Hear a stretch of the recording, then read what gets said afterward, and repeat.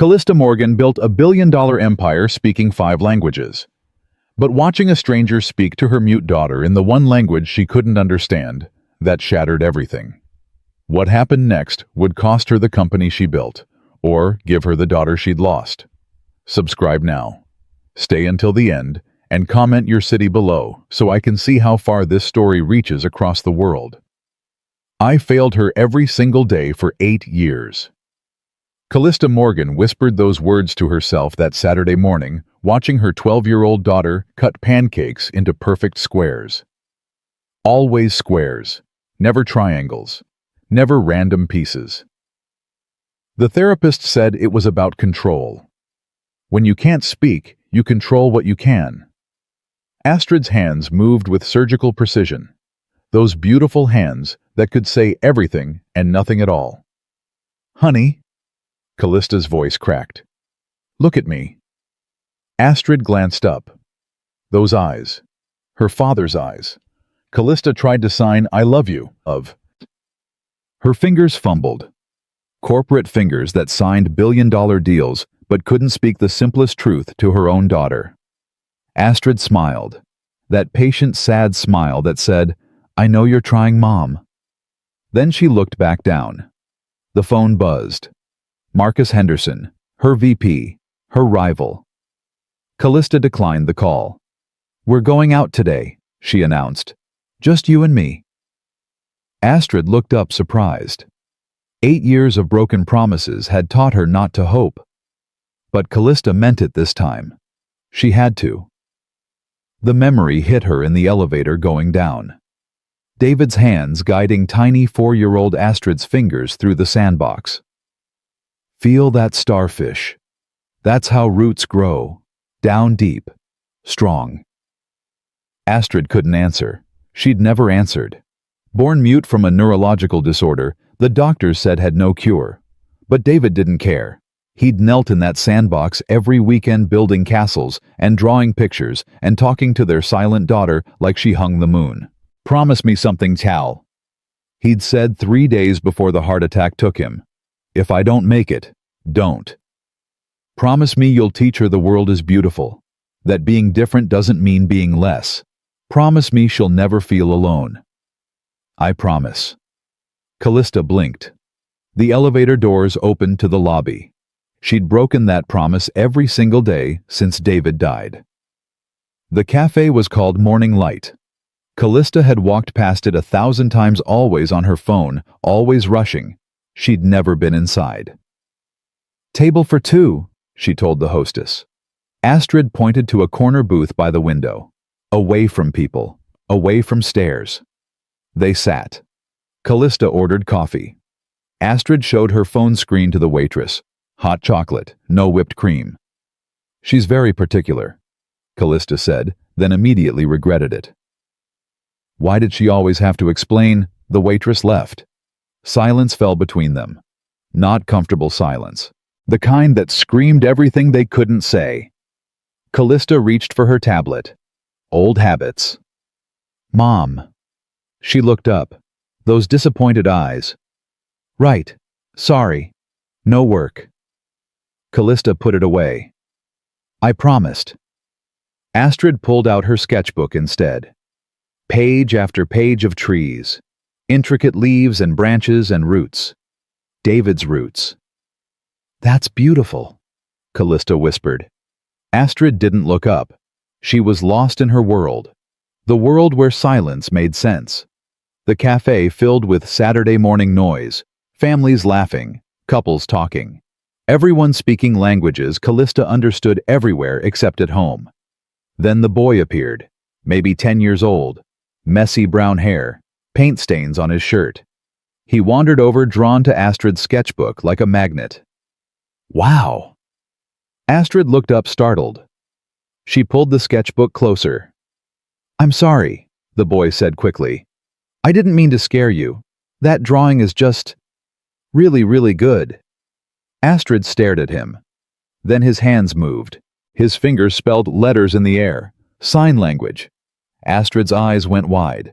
Slowly, hesitantly, her hands moved back. The boy grinned and signed faster. Astrid laughed. Actually laughed. Oliver. A man approached.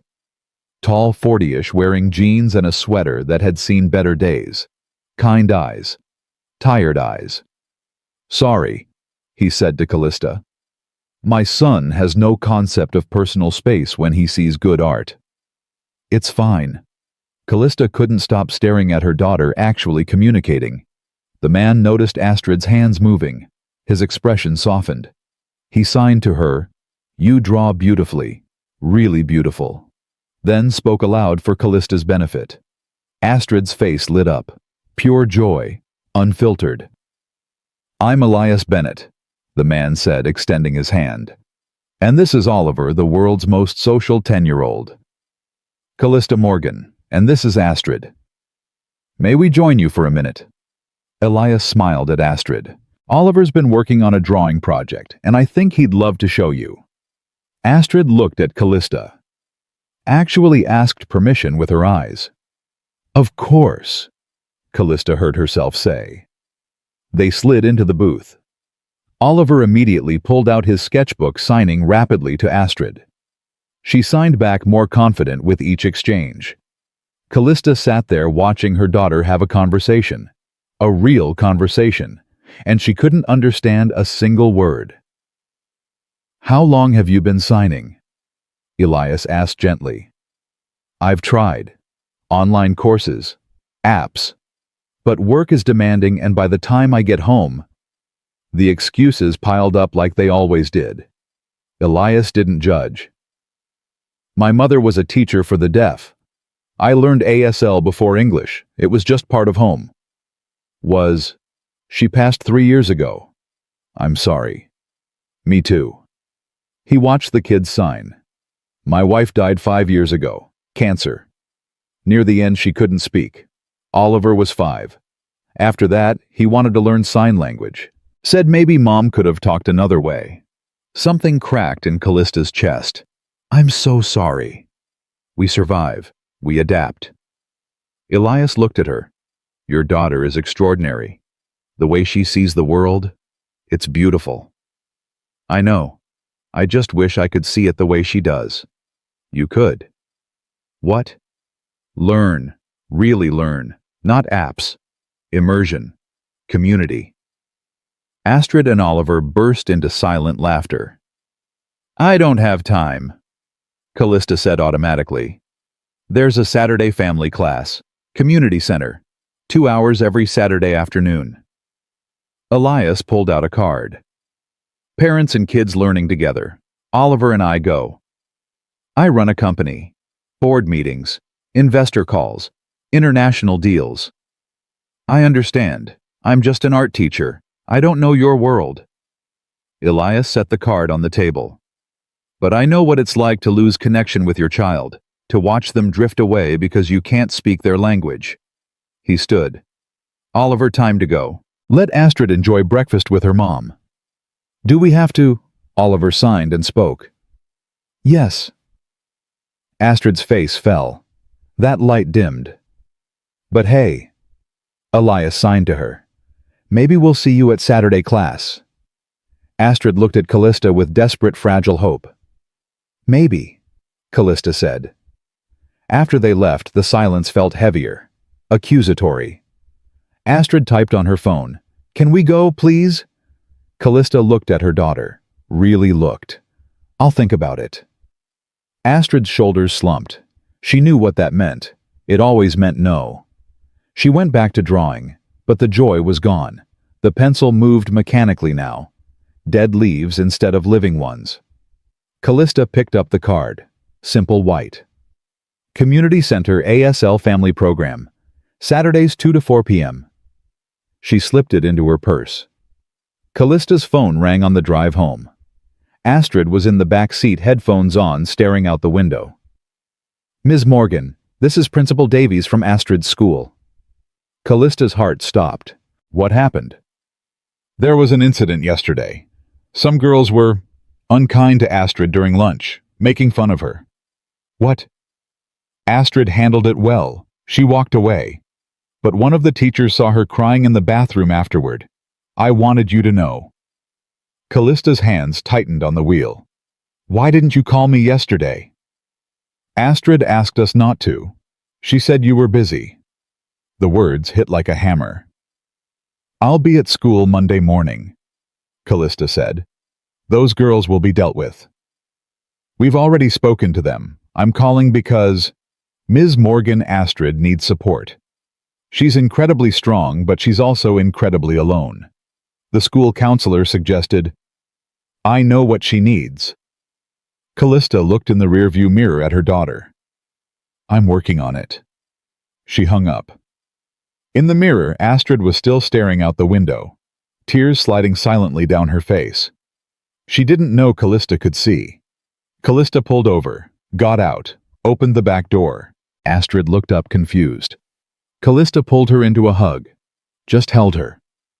Astrid's small body shook with silent sobs. I'm sorry, Callista whispered into her hair. I'm so sorry.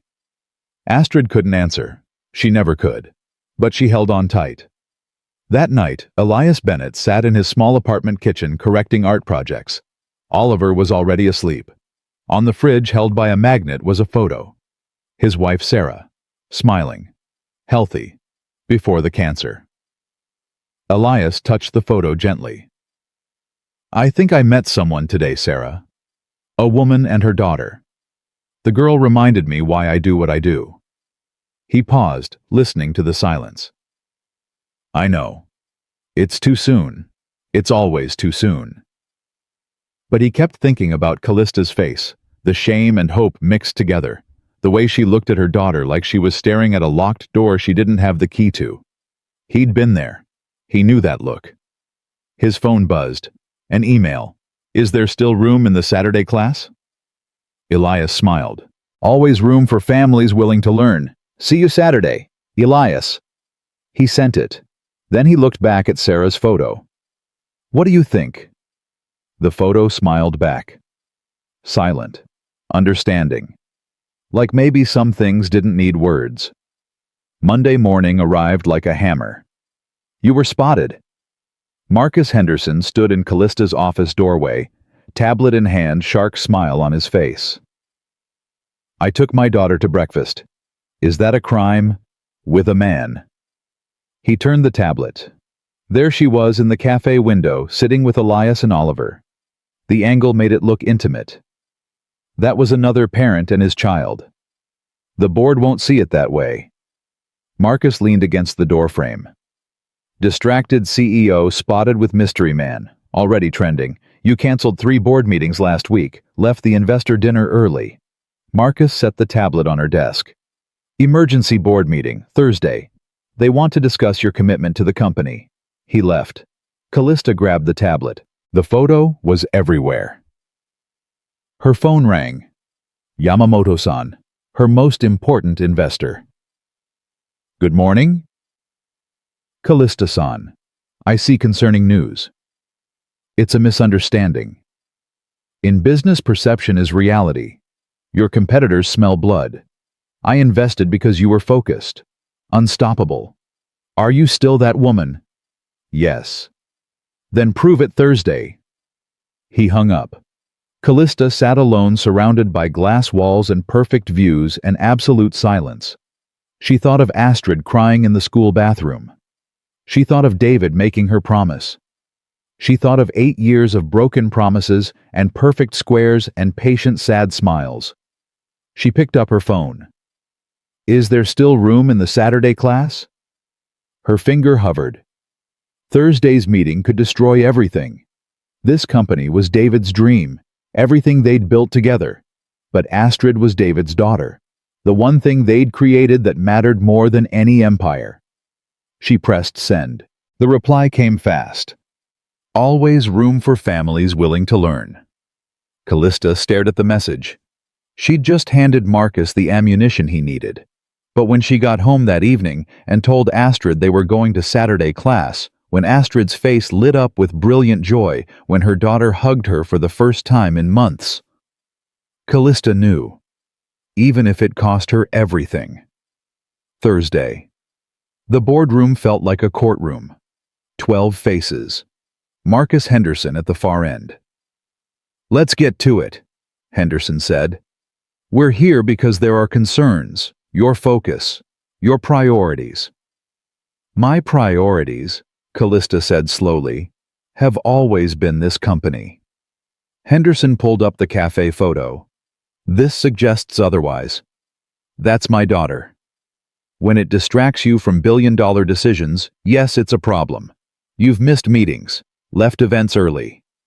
Henderson stood. "This company needs a leader who's all in. I propose temporary leave. 6 months. Let Callista handle her personal situation. I'll step in as interim." "That's a coup," Callista said. "That's business." Henderson looked around the table. "Show us why we should trust you to lead." All eyes turned to Callista. She thought of Astrid, of Saturday class, of David's promise. She stood. "You want to know about focus? Let me tell you." The room went silent. "I built this company speaking 5 languages. English, Mandarin, Japanese, Spanish, German. I thought that made me powerful." She paused. "But I failed to learn the one language that mattered most. My own daughter's language." Henderson leaned back, thinking he'd won. "So yes, I went to a cafe with my daughter. And yes, I'm learning sign language, every Saturday afternoon." She looked around the room. "And that doesn't make me weak. It makes me human. And being human makes me better at business." "This is exactly," Henderson started. "I'm not finished." Callista pulled up her presentation. "I've been working on something, a new direction, inclusive design, accessible architecture." The room shifted. 70 million deaf people worldwide, hundreds of millions with disabilities, communities ignored by developers because we don't understand their language, we don't see their needs. She showed mock-ups, visual fire alarms, vibrating doorbells, open floor plans designed for sign language, lighting optimized for reading lips and hands. "This isn't distraction. This is evolution. It started because I finally stopped talking long enough to actually listen." Yamamoto-san leaned forward. "Interesting. Very interesting." "It's risky," Henderson argued. "All business is risky," Callista said. "But this has heart, and heart wins." Then she did something no one expected. Her hands moved, slowly, carefully. She signed as she spoke. "I choose my daughter, and that choice will make this company better than it's ever been." The room was silent. Yamamoto-san smiled. "That is why I invested in you. You see what others don't. You feel what markets need." The vote was swift, 10-2. Henderson stood furious. "This isn't over." "Yes," Callista said quietly. "It is." Later that night, Callista's phone buzzed. A text from Astrid. "Mom, are we still going to class Saturday?" Callista smiled. "Absolutely, I promised." 3 dots. Then, "I love you, Mom." Callista's throat tightened.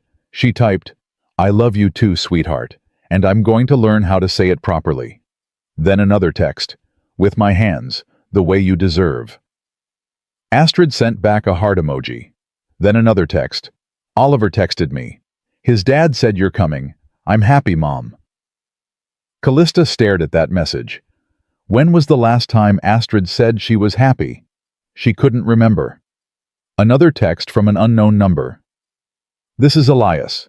Oliver gave me your number. Hope that's okay. Just wanted to say, what you did today took courage. Saturday will be good. Promise."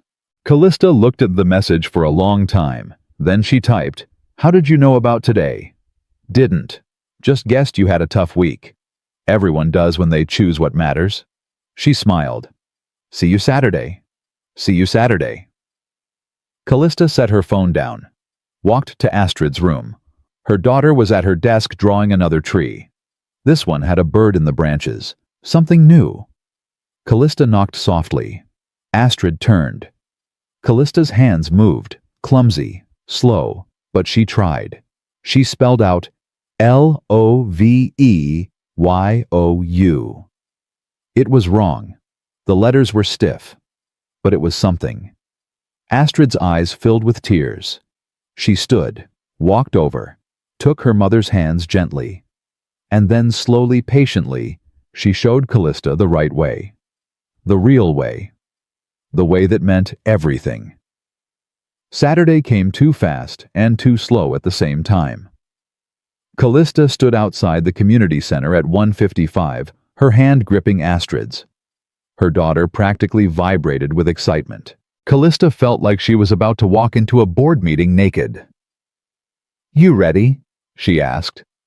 Astrid nodded so hard her ponytail bounced. The doors opened. Elias stood there with Oliver, both smiling. "You came," Elias said. "I promised." Callista's voice came out steadier than she felt. "Come on, we're in the back room. It's casual. No pressure." No pressure. Right. Callista had negotiated with Tokyo investors at 3 in the morning. She'd closed deals worth hundreds of millions. But walking into that room full of signing families made her feel 12 years old again. New kid at school, no idea where to sit. About 15 families filled the space. Kids from 5 to 15. Parents of all ages. A few grandparents. Everyone's hands moved in constant conversation, a language of motion and expression that Callista couldn't read. Ms. Morgan, a woman in her 60s, approached, signing as she spoke. "I'm Patricia Chen. I teach this class. Welcome." "Thank you. Please call me Callista. Your daughter is Astrid, yes? Elias mentioned you might join us." Patricia smiled at Astrid, whose eyes were wide, taking in all the signing around her. "Astrid, would you like to sit with the other kids while your mom works with the adults?" Astrid looked at Callista, uncertain. "It's okay." Callista signed slowly, using the words Astrid had taught her. "Go." Astrid hesitated, then Oliver grabbed her hand. "Come on. We're making a story together. You can help." The kids absorbed Astrid into their circle, like she'd always been there. "Parents over here," Patricia said. "We'll start with basics, but I want you to know something first." The adults gathered. Callista recognized a few faces from the financial district. A lawyer, a tech executive, a surgeon. All of them here learning their children's language. "Learning ASL isn't just about hands," Patricia said, signing as she spoke. "It's about eyes, face, body. It's about seeing instead of hearing. Your children have been seeing their whole lives. Now it's your turn to catch up." She pointed to Callista. "You. Come up here." Callista's stomach dropped. "Me? Yes, don't worry. I just want to show everyone something." Patricia turned to the group. "This is Callista. She's new. She's scared. She's probably very successful in her regular life, used to being good at things." "Right?" "Right," Callista admitted. "Good. Now you're going to be bad at something, in front of everyone. And that's exactly where learning begins." Patricia handed her a card. "Sign this sentence." Callista looked at the card. "My daughter makes me proud." Her hands moved, fumbling through the signs Astrid had started teaching her. She got daughter wrong, confused proud with happy. Her face stayed frozen in concentration. "Stop," Patricia said gently. "What did you just sign?" "My daughter makes me proud." "No, you signed, my girl makes me smile." Close, but not the same.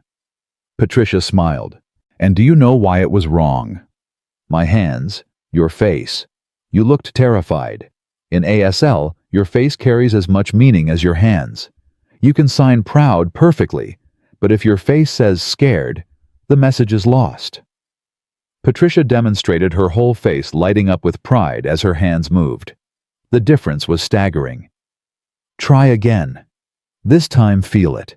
Don't think about the people watching. Think about your daughter. Think about how she makes you feel." Callista closed her eyes for a moment, saw Astrid's face that morning. The hope, the joy, the way she'd packed her sketchbook carefully like this was the most important day of her life. She opened her eyes and signed again. This time her face moved with her hands, eyebrows raised, smile genuine. Her whole body said proud. There, Patricia said. That's the difference. That's real communication. The class applauded, hands waving, and the deaf applause Callista was learning meant so much more than sound. Now pair up, Patricia instructed. Practice greetings, names, basic conversation. Don't be afraid to look stupid. Stupid means you're learning. Elias appeared at Callista's side. Partners. I'm going to be terrible. Good. So was I for about 6 months. He grinned. Come on. Show me your name sign. My what?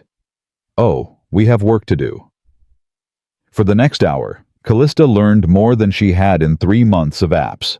Elias was patient, encouraging. When she got frustrated, he'd make a joke.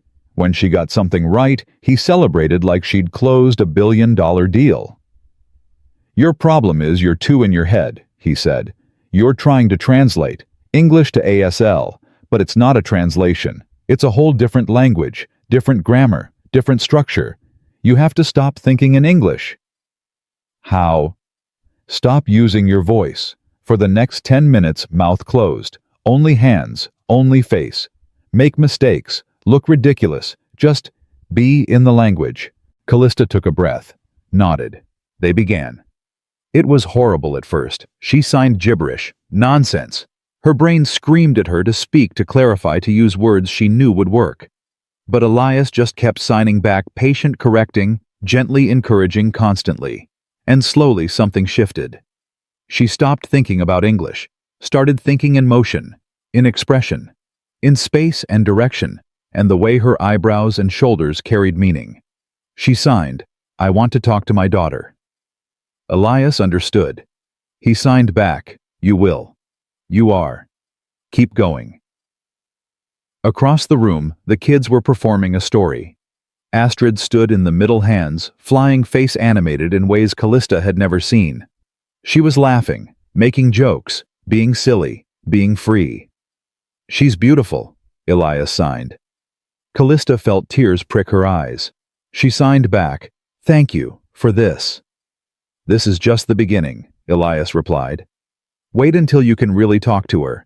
Wait until she tells you about her day, her dreams, her fears. Wait until you know your daughter. I'm afraid? Callista signed, surprising herself with the honesty. Of what? That I've already lost too much time. That she won't forgive me for waiting so long. Elias's face softened. He signed, Children forgive everything when we finally show up. Trust me. I know.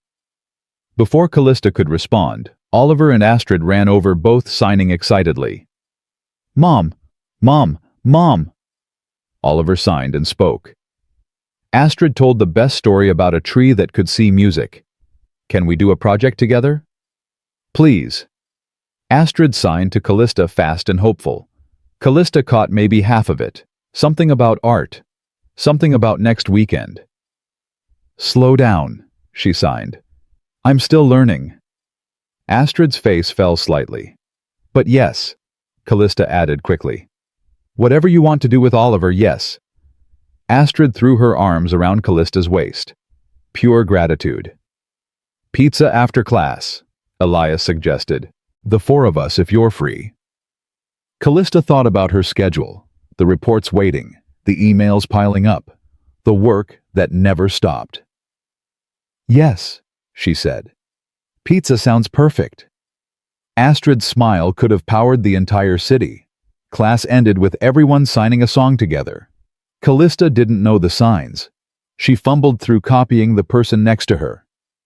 But when she looked at Astrid, when she saw her daughter signing with confidence and belonging, looking back at her mom with pride instead of patience, that was worth everything. The pizza place was loud and chaotic. Kids everywhere, families laughing. Oliver and Astrid sat together, drawing on napkins and signing between bites. So, Elias said, sipping his beer. How was your first class? Humbling, terrifying, amazing. Callista picked at her slice. I had no idea how much I didn't know. That's the first step. Realizing what you don't know. Were you scared when you started teaching Oliver? Elias thought about that. Scared isn't the right word. Desperate, maybe. After Sarah died, Oliver stopped talking much, just sat in his room drawing. I'd try to connect and he'd just drift away.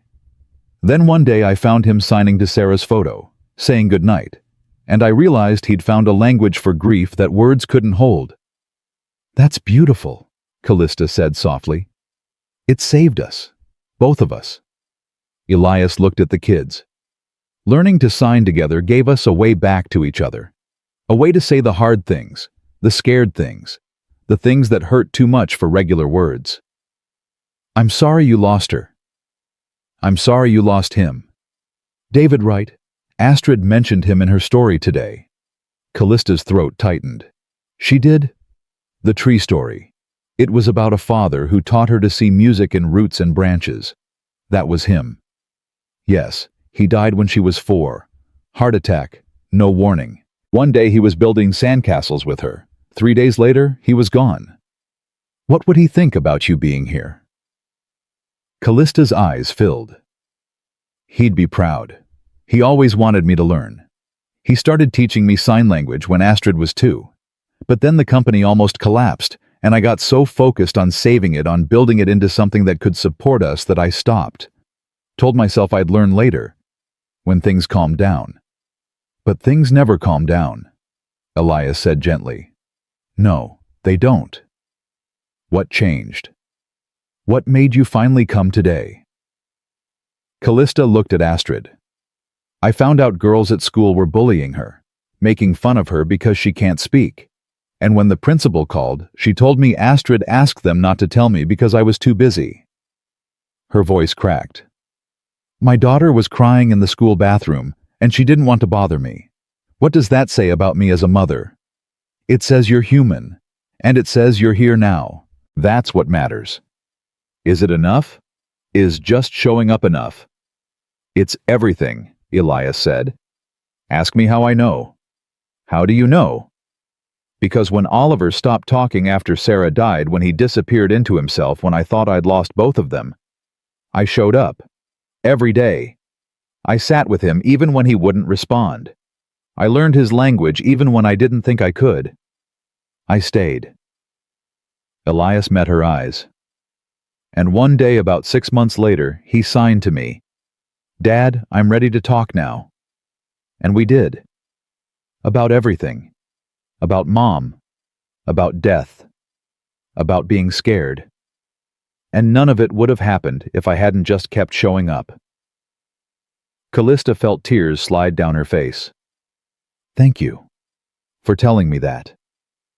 Thank you for coming today, for trusting me. Their eyes held for a moment longer than necessary. Then Oliver shouted, Dad, Astrid wants to show you her drawing. The moment broke. But something had shifted. Something had begun.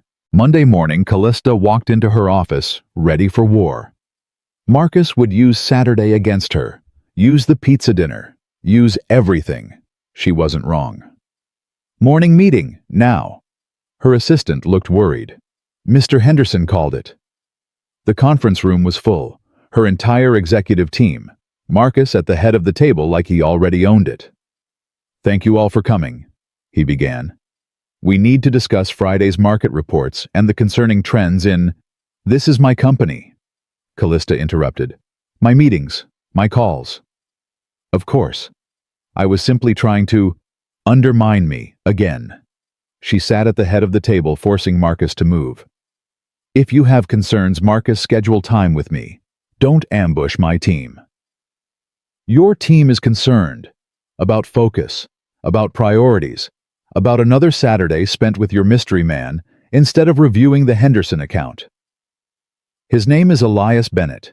He's an art teacher and a widowed father, and I spent Saturday learning sign language with my daughter, which last I checked is still legal. It's distracting. The press is having a field day. Our stock dropped 2 points Friday. Our stock fluctuates constantly. That's markets, not me. The board disagrees. They want results, focus, leadership. Then they'll get it. Callista pulled up her presentation. The Inclusive Design Project. I've secured preliminary meetings with 3 major deaf advocacy organizations. They're interested, very interested. She showed demographics, market research, potential revenue streams. We're not charity, Marcus argued. We're a business. This is business. 60 million deaf and hard-of-hearing people in North America alone, most living in buildings that weren't designed for them. We change that we open an entire untapped market. It's risky. Everything worthwhile is. Callista looked around the table. I'm proposing a pilot project. 1 building. Fully accessible design. Partnership with deaf architects and consultants. If it works, we expand. If it doesn't, we've learned something. I vote yes, said Jennifer from finance. The numbers actually make sense. Seconded, added Tom from development. This is innovative. Different. Good different. Marcus's jaw tightened. Fine. 1 building. But if this fails, we're done with distractions. It won't fail, Callista said, because I'm not distracted. I'm finally paying attention. After the meeting, Jennifer cornered her. That was bold. Or stupid. No, necessary. Marcus is gunning for your position. Everyone knows it.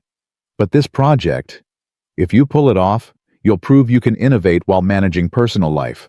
That's rare. And if I don't pull it off, then he wins. Jennifer squeezed her arm. Don't let him win. That night, Callista worked until midnight on the inclusive design proposal. Her phone buzzed. Elias, how was your Monday? She smiled, despite her exhaustion. Survived another ambush. You taught 6th graders about perspective. Similar battle. Ha! What are you doing still up? Could ask you the same thing. Working. Always working. Maybe you should sleep. Big day tomorrow. What's tomorrow? Tuesday, where Oliver and Astrid have their art project playdate that you agreed to. Callista's heart sank. She'd forgotten. Completely forgotten. Right, yes, of course. What time? After school, 4 p.m., my place. Unless that's too much. Callista looked at her screen.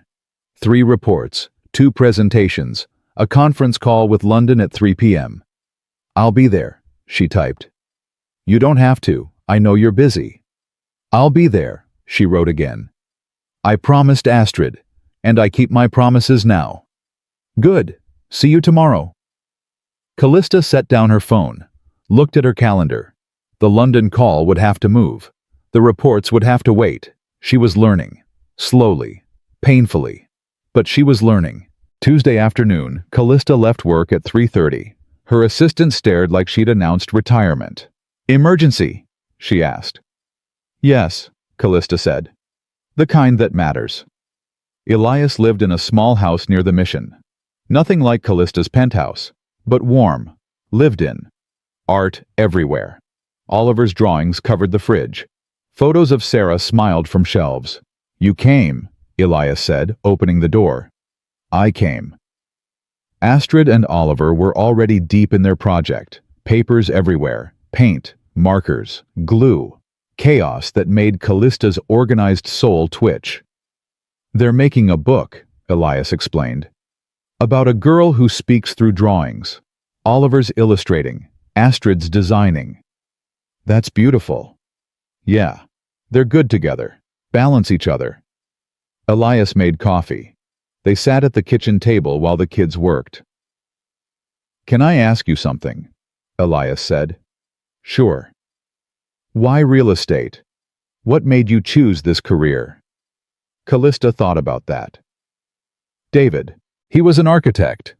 Dreamed of buildings that changed lives. That created community. When he died, the company was failing. I took over Saved. It turned it into something massive. I told myself I was honoring his dream. But I think I just buried myself in work so I wouldn't have to feel the loss. So I wouldn't have to be alone with grief. Or with a daughter I didn't know how to raise by myself. That's honest. Too honest, probably. No such thing. Elias refilled her coffee. Sarah was a painter.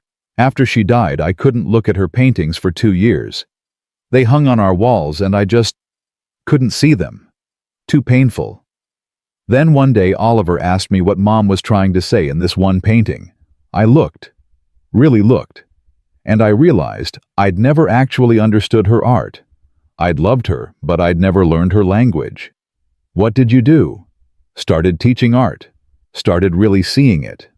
Started teaching Oliver to see it. And slowly I started seeing Sarah again. In every canvas, every color. She'd been speaking to me all along. I just hadn't learned how to listen. Their eyes met across the table. Is this weird? Callista asked. This connection. Yes, and no. And I don't care if it is. Before Callista could respond, Astrid ran over signing excitedly. Callista caught about 70% something about the book being finished, something about showing Mom. Show me, Callista signed back. Astrid dragged her to the table. The book was stunning, a story about a silent girl who drew pictures that came to life. Each page was a collaboration, Oliver's technical skill, Astrid's raw emotion. This is incredible, Callista signed. You're so talented. Astrid beamed, then signed something fast. Slow, Callista signed.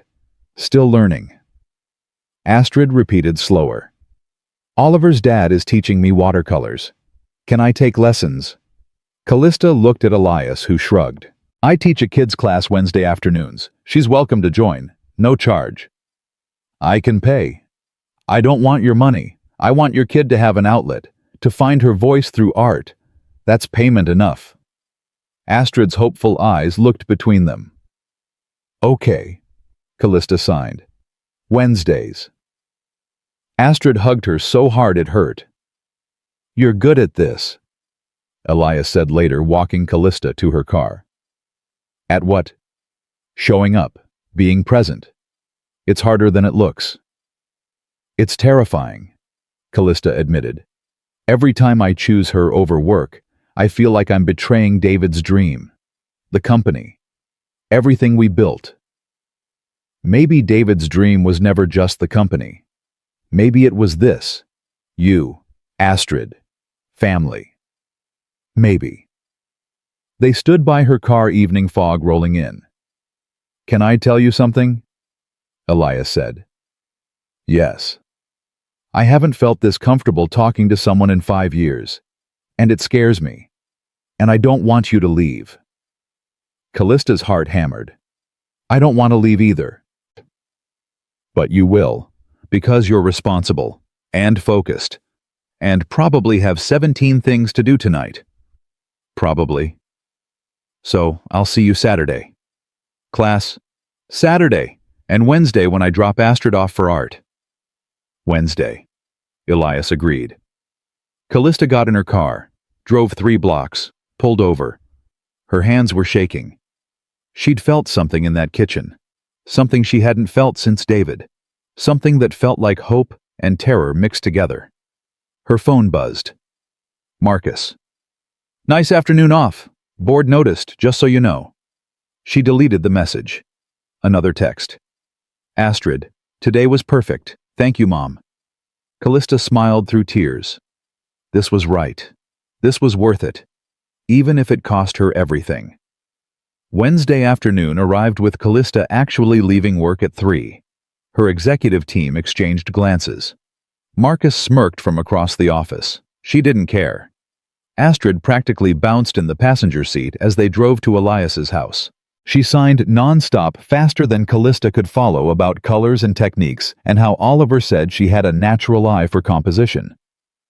Slow down. Callista signed at a red light. I'm getting better, but not that good yet.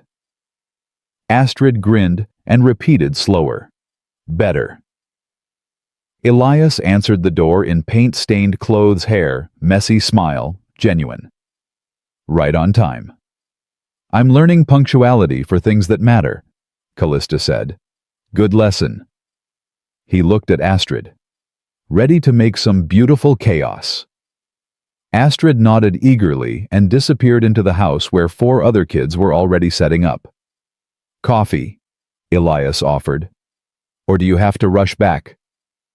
Callista checked her phone. 17 unread messages, 3 missed calls. Coffee sounds perfect, she said, silencing her phone. They sat on his back porch while kids' laughter floated through the open door. Not regular laughter, the visual kind. Hands moving, faces animated. A conversation Callista was learning to read. She's different already, Elias observed. More confident, more open. It's been 2 weeks and she's like a different kid. Callista wrapped her hands around the mug. This morning she signed a joke to me. An actual joke. Do you know how long it's been since she's tried to make me laugh? What was the joke? I didn't understand it, but I laughed anyway because she was trying, and that was enough. That's beautiful, Elias said. The not understanding but connecting anyway. That's where real communication lives. You're very wise for an art teacher. Art teachers see things. It's literally our job. He smiled. Besides, wisdom is just pain that's had time to heal into something useful. Sarah. And everything after. Grief. Single parenthood. Learning that control is an illusion and love is terrifying, and showing up scared is braver than showing up perfect. Callista looked at him. Really looked. When did you learn all this? About 6 months ago, when a woman and her daughter walked into Saturday class looking like they'd wandered into a foreign country, and I thought, I remember that feeling. I remember that fear. And I wanted to help. You did more than help. You changed everything. No. You changed everything. I just showed you the door. You walked through it. Their eyes held. Something electric passed between them. Dangerous. Exciting. Callista's phone buzzed. She ignored it. It buzzed again. And again. You should check that, Elias said. Might be important. She looked. 5 texts from Marcus, all marked urgent. Emergency board meeting tomorrow morning. Be prepared. Marcus. Crisis with Yamamoto-san. He's pulling back funding. Marcus. Where are you? Need you in office now. Marcus. This is exactly what we warned about. Distraction equals destruction. Marcus. Last chance to save your company. Tonight, 8 p.m. My office. Marcus. Callista's blood went cold. What is it? Elias asked. Work. Crisis. I have to... She stood the mug nearly spilling. Hey, breathe. What's happening? My investor. He's pulling funding. Without him, the whole inclusive design project collapses. Maybe the whole company. Can you fix it? I don't know. Maybe. If I go now. If I fight. She looked through the door at Astrid painting completely absorbed, completely happy. But I promised her. I promised I'd stay for the whole class. How long is the class? Another hour. And the meeting? 8 p.m. Elias checked his watch. It's 4 now. You have time. Barely. But you have it. He stood, took her shoulders gently. Callista, look at me. You have time. Stay the hour. Keep the promise. Then go fight your battle. But don't break her heart to save your company. Not again. What if I lose everything? What if you gain everything that actually matters? Callista wanted to run. Every instinct screamed, go fix it, control it, save it. But Astrid was laughing inside. Creating. Belonging. Okay, Callista whispered. Okay. 1 hour. Good. Now sit, breathe, and watch your daughter paint. The hour crawled and flew simultaneously. Callista watched Astrid create a watercolor tree roots, spreading like conversation's branches, reaching like hands. The other kids gathered around, offering encouragement in signs and smiles. This was what David had wanted. This freedom. This joy. At 5 o'clock, Elias wrapped up the class.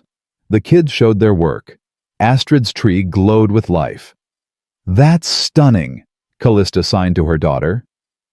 Oliver's dad says I paint feelings, not things, Astrid signed back. Is that good? That's everything. In the car, Astrid chattered about the class. Callista caught most of it now. Her signing was getting faster, more natural, less translation, more communication.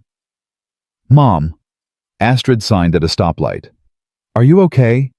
You seem worried. Callista hesitated. She'd always hidden work stress from Astrid, protected her from adult problems.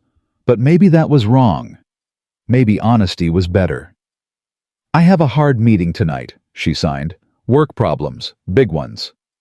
Will you lose your job? Maybe, I don't know. Astrid thought about this, then signed. Would that be bad? We'd have less money, smaller house, different life. But we'd still be together. Yes, always. Then it's okay, Astrid signed. Money doesn't talk. We do now. Callista had to pull over. Her vision blurred with tears. I love you, she signed. So much. I love you too, Mom. Go fight. Win. But if you don't win, we'll be okay. 12 years old and wiser than Callista had ever been. At 7:30, Callista walked into Marcus's office. He sat behind his desk like a king. You're late. I'm 30 minutes early. You should have been here at 4, when I first messaged, when the crisis actually started. What's the crisis, Marcus? He slid papers across the desk. Yamamoto-san is concerned, very concerned, about leadership stability, about focus, about the company's direction under distracted management. I'm not distracted. You left work at 3, again. That's twice this week. For my daughter. Exactly. And while you were playing house, I was here managing the fallout from your inclusive design proposal. Yamamoto-san thinks it's too risky, too unfocused, too personal. It's innovative. It's vanity. You're using company resources to ease your guilt about your daughter. Admit it. I'm using company resources to tap an underserved market. That's business. It's distraction dressed as innovation. Marcus stood. I've prepared a proposal for tomorrow's emergency board meeting. Temporary CEO transition. 6 months. You take time to sort out your personal life. I stabilize the company. We revisit your leadership role next quarter. That's a coup. That's survival. And if you fight it, Yamamoto-san walks. 300 million in funding. Gone. Callista's heart pounded. He told you this. We had dinner tonight, long conversation. He likes me, trusts me, thinks I have the focus the company needs. You went behind my back. I protected the company, which is more than you've done lately. Get out of my way, Marcus. Excuse me? This is still my company, my office, my decisions. Get out of my way and let me talk to Yamamoto-san myself. He's done talking. He's made his choice. Then he can tell me that himself. Callista pulled out her phone. I'm calling him, right now. It's midnight in Tokyo. I don't care. She dialed. It rang. And rang. Yamamoto-san answered. Callista-san, this is unexpected.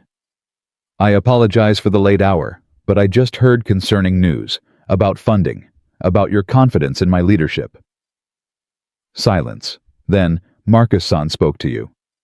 Yes. I see. More silence. Callista-san, I will be honest.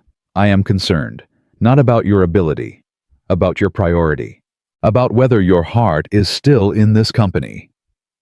My heart has always been in this company. Has it? Or has it been hiding in this company using work to avoid personal pain? The words hit like a hammer. I don't understand. When David-san died, you threw yourself into work. I saw it. Everyone saw it. You became ruthless, focused, unstoppable. We admired it, invested in it.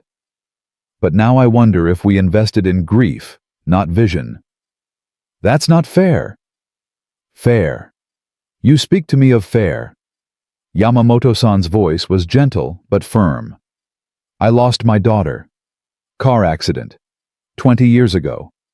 And I did what you did. I buried myself in work. Built an empire. Ignored my wife. Ignored my surviving children. Won everything and lost everyone who mattered.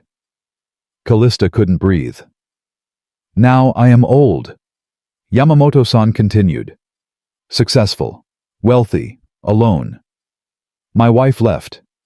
My children speak to me only when necessary. I have money and no one to share it with. I'm sorry. Don't be sorry. Learn.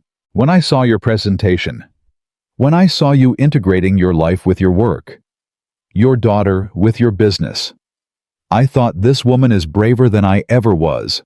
She is healing instead of hiding. But Marcus said, Marcus-san is ambitious, hungry, focused, everything I thought I wanted in a leader. But he is also alone. Divorced. No children.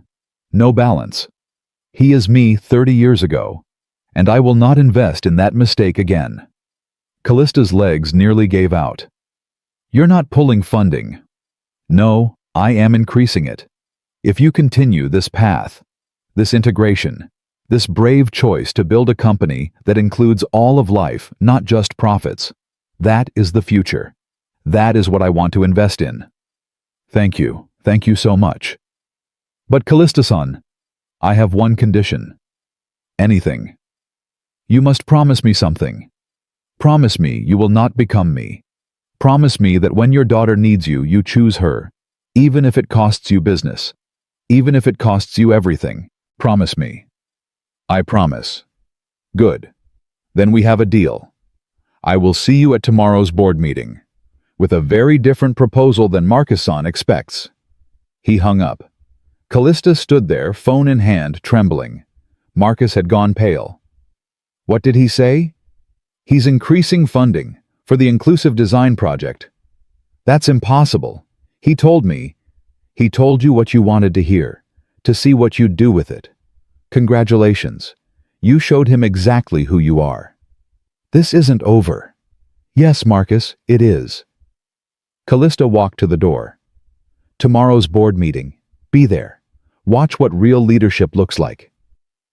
She left him standing there, fury radiating off him like heat. In her car, Callista sat for 10 minutes shaking. She'd almost broken her promise to Astrid, almost run from the art class to fight a fire that wasn't even real. She texted Elias, "Crisis resolved. Thank you for making me stay." His reply came fast. "You resolved it. I just reminded you who you are. Proud of you." She smiled through tears, then texted Astrid, "All okay. Fight over. We won. I love you." Astrid sent back a painting, the tree from class, with the caption, "Roots keep us strong." Callista drove home and found Astrid still awake working on a new drawing. "You should be asleep," Callista signed. "Couldn't sleep. Too worried about you." "Come here." Astrid came over. Callista pulled her into a hug. "We're okay," she signed. "We're more than okay. We're going to build something beautiful, together. The buildings for deaf people. Yes, and more. A whole company that sees people the way you see them, the way you've always seen the world." "That sounds nice." Astrid signed. "Can I help?" "I'm counting on it." They sat together on the couch, Astrid sketching while Callista reviewed plans on her tablet, working side by side. Different languages, same goal. Callista's phone buzzed. "Elias, Oliver wants to know if Astrid can come to the park Saturday morning. Before ASL class. Kid time." She showed the message to Astrid, who nodded eagerly. "Tell him yes." Callista signed. She typed, "Yes, we'll be there. Thank you for everything." "Stop thanking me. You're doing the work. I'm just along for the ride." "Some ride. Best one I've been on in 5 years." Callista's heart flipped. "Me too." She typed, then deleted it. Too much. Too fast. But Elias sent another message. "I know this is complicated. I know you're still grieving. I know I am too. But I really like having you in my life. Both of you. Just wanted you to know that. Callista stared at the message. Her first instinct was to pull back, to protect herself, to not risk another loss. But Astrid was watching her, signing, "What's wrong?" "Nothing's wrong. Something's very right. And that's scary." "Is it Elias? How did you—" "You smile different when you talk about him, like Dad used to make you smile, in the photos." "Is that okay? Me smiling like that?" Astrid thought carefully. Then signed, "Dad would want you to smile. Oliver says his mom would want his dad to smile too. I think dead people probably want living people to be happy. You're very wise. I'm 12. I just pay attention." Callista typed to Elias. "I really like having you in my life too. It's terrifying. But good terrifying, if that makes sense." "Perfect sense. See you Saturday." Saturday. The board meeting Thursday morning was swift and decisive. Yamamoto-san presented his increased investment proposal. Marcus tried to argue. The board voted 11-1 in Callista's favor. Marcus's resignation letter was on her desk by noon. "Good riddance," Jennifer said. "He was poison." "He was scared," Callista replied. "Scared of losing control. I understand that." "You're being generous." "I'm being honest. 6 months ago I was him. Ruthless, afraid, using work to hide from life. He just hasn't learned the better way yet." "Ding? Maybe he never will." "Maybe, but that's not my problem anymore." By Friday, the news had spread. Morgan secures major investment for revolutionary inclusive design project. The headlines were good. The stock climbed. The company stabilized. But the best moment came Friday evening when Astrid ran into Callista's office, Oliver and Elias behind her. "We made something for you," Astrid signed. "For your new project." She laid out a portfolio. Drawings, designs, buildings with wide hallways for sign language conversations, rooms with perfect lighting for reading faces, fire alarms that flashed and vibrated, doorbells you could see and feel. Astrid designed them, Oliver explained, signing as he spoke. "I just helped with the technical stuff, but the idea's all hers." Callista looked at the designs. They were brilliant, intuitive, beautiful.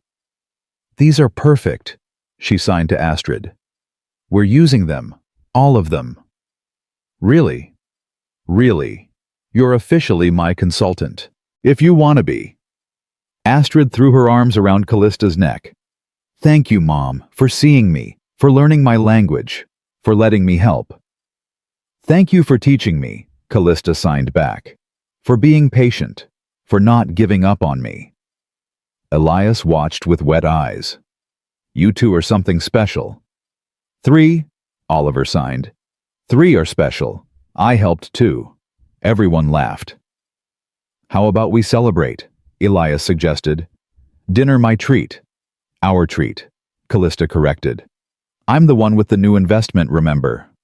"Fair point." They ate Chinese food and laughed and signed and talked about everything and nothing. The kids disappeared into their own world. The adults found themselves in theirs. "Can I tell you something?" Callista said quietly, watching Astrid teach Oliver a new sign. "Always. I'm falling for you, and it terrifies me, and I don't want to stop." Elias's breath caught. "I'm falling for you too. Have been since that first Saturday, when you looked at your daughter like she was both your greatest love and deepest regret. I recognize that look." "What do we do about this?" "We take it slow, we keep showing up, we let our kids lead, and we see where it goes." "That sounds reasonable." "Does it? Because I'm not feeling reasonable at all." Their hands touched across the table. Just fingers. Just contact. But it felt like everything. Astrid and Oliver looked over. Signed something to each other. Giggled. "What are they saying?" Callista asked. Elias watched, translating. Oliver signed, "My dad likes your mom." And Astrid signed back, "My mom likes your dad. Should we help them?" Oh God. And now they're planning our future together, apparently. Kids these days. Yep. Elias squeezed her hand. But maybe they're onto something. Maybe they are. That night, dropping Astrid off to bed, Callista signed, "Happy." Astrid signed back, "Very happy. Are you?" "Very happy." "Good. You deserve to be happy, Mom. Dad would say so too." "How do you know what Dad would say?" "Because I remember. Not his voice, but his face, his smile, the way he looked at you. Like you were magic, and Oliver's dad looks at you the same way." Callista's throat closed. "I miss your dad every day." "Me too. But he's not here. And Oliver's dad is, and he's really nice, and he makes you smile. And I think Dad would like that." "I think so too." They hugged goodnight. Astrid pulled out her sketchbook, probably to draw more building designs. Callista went to her room, looked at David's photo on the nightstand. "I hope she's right," she whispered. "I hope you'd be okay with this, with me moving forward, with me learning to be happy again." The photo didn't answer, but somewhere in the silence, Callista felt permission, felt peace. She texted Elias, "Astrid says David would approve of you. High praise. What do you say?" "I say I can't wait to see you tomorrow." Tomorrow. Park. 10 a.m. The four of us. The four of us. I like the sound of that. Me too. Sleep well, Callista. You too, Elias. She set the phone down, looked at David's photo one more time. "Thank you," she whispered. "For Astrid. For teaching me what matters. For the roots you gave us. I'm building on them now. Building something beautiful. I think you'd be proud." The photo smiled in the lamplight. Silent. Understanding. And Callista finally let herself believe it. Saturday morning sun broke through fog as Callista and Astrid walked into the park. Oliver spotted them first, running over with a soccer ball. Finally, Dad's been checking his watch every 30 seconds. Elias stood by a picnic table, coffee in hand, looking embarrassed. "I have not." "Yes, you have." Oliver signed and spoke. "You kept saying, 'Are they coming? Should I text, is 10 o'clock too early?'" "Traitor." Elias signed back. Callista laughed. "We're here, and you look nervous." "I'm not nervous. I'm caffeinated."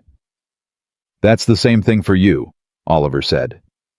"Come on, Astrid. Let's go to the playground. Adults are boring when they like each other." The kids ran off before either parent could respond. "Well," Elias said, "that was subtle. About as subtle as a billboard." Callista sat at the picnic table. "They've been planning this for days, haven't they?"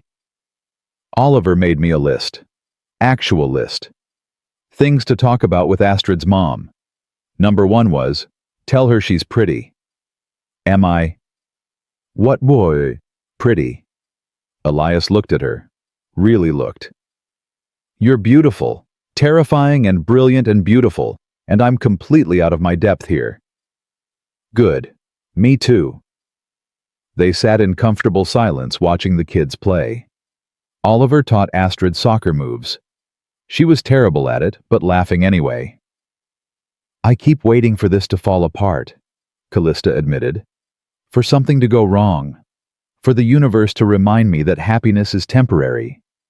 Sarah used to say that, after her diagnosis. She'd have a good day and immediately panic about the next bad one." "What did you tell her?" "That we don't get to choose how much time we have. We only get to choose what we do with the time we're given." Elias turned to face Callista. "And I wasted time after she died. Wasted months being angry and scared and closed off. Oliver suffered for it. I suffered for it. And I promised myself if I ever got another chance at connection, I wouldn't waste it being afraid. Is that what this is? A chance? I think so. If we're brave enough to take it." Callista's phone buzzed. She almost ignored it. Then saw the name. Principal Davies. "I have to take this." Of course. She walked a few steps away. Hello? Ms. Morgan, I'm sorry to call on Saturday, but something happened yesterday after school, with Astrid. Callista's heart stopped. What happened? Is she hurt? Not physically, but there was another incident. The same girls. They cornered her in the bathroom, said cruel things. Astrid handled it beautifully. She wrote them a note saying their words couldn't hurt her because she'd learned she's not broken, just different. But one of the girls tore up the note and pushed her. They pushed her. Astrid pushed back, just once, defensive. But the other girl's mother is threatening to sue, saying Astrid is violent, dangerous, that a mute child can't control herself. Callista saw red. That's absurd. Astrid was defending herself. I know. And I'm on Astrid's side completely. But this mother has lawyers, money, influence. She's demanding Astrid be expelled, or she'll take legal action. On what grounds? She's claiming the school can't adequately supervise a special needs child, that Astrid requires accommodations the school can't provide, that her presence endangers other students. That's discrimination. Yes, it is, and we're fighting it. But I wanted you to know. There's a meeting Monday morning, school board. This mother will be there with her lawyers. You should come prepared. I'll be there, with my lawyers. And Astrid will not be expelled. Do you understand? I understand. And Ms. Morgan, I'm glad Astrid has you fighting for her. She's a special kid. The world needs more like her.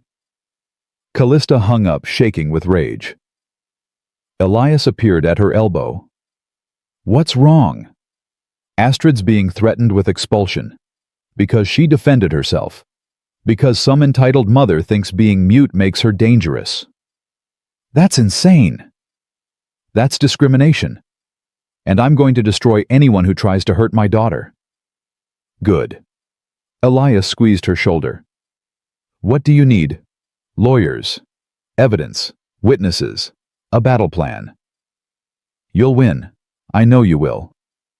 How do you know? Because I've seen you fight, and you're terrifying when you're protecting what matters. Callista looked at the playground. Astrid was laughing, spinning in circles with Oliver, completely unaware that her world was under attack again. I can't tell her yet. Can't ruin today.